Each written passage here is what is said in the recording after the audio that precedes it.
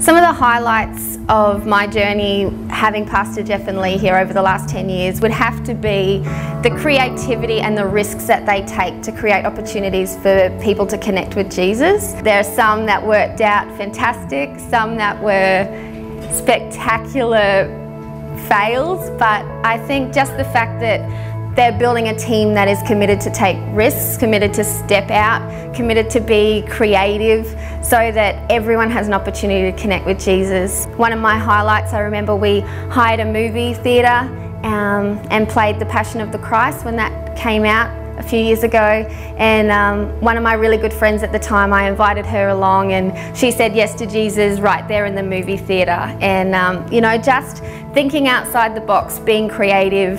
Jeff and Lee have been great at believing in people, giving people an opportunity to step up, to step into their God purpose, and then to help me be able to see that in other people. There's nothing better than seeing people just step into their full potential for God, and I think that's the real gift that Jeff and Lee have brought to us over the last 10 years, in that they believe in people, and if you want to live an amazing life for God, it's a journey, but every single one of us has a place, has a purpose. So I think seeing people connect with Jesus and then seeing people step into their purpose in God are probably the highlights for me. Some of the key decisions that I've made that have enabled me to stay planted in the house for so long is first realising that it is a decision, it is a choice.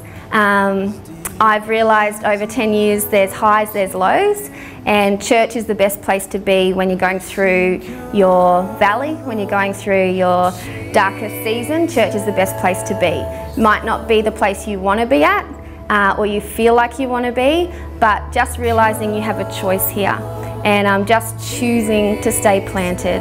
I think alongside of that, Jeff and Lee have been great at teaching us what are biblical convictions. You know, we have core convictions in our house, in Life Church, and making them personal for me.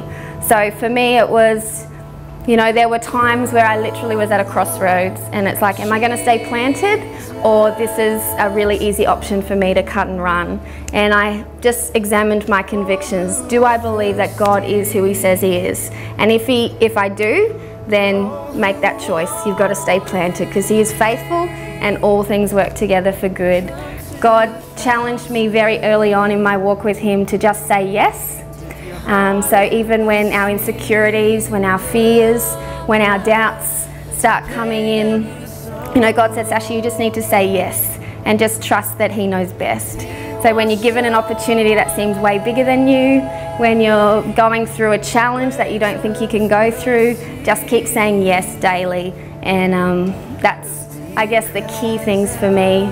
And then alongside of that, just believing that our leaders are the God-appointed leaders for this season.